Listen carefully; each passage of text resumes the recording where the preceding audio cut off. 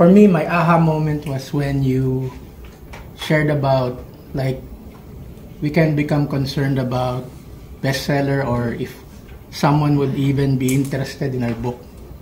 But then you shared about being authentic.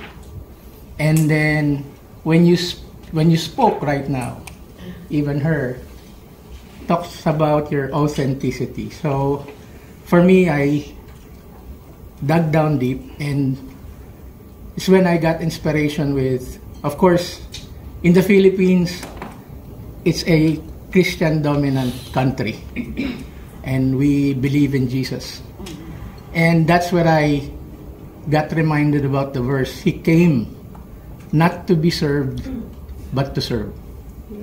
And if I just focus on my book, that it would serve many, I would never go wrong.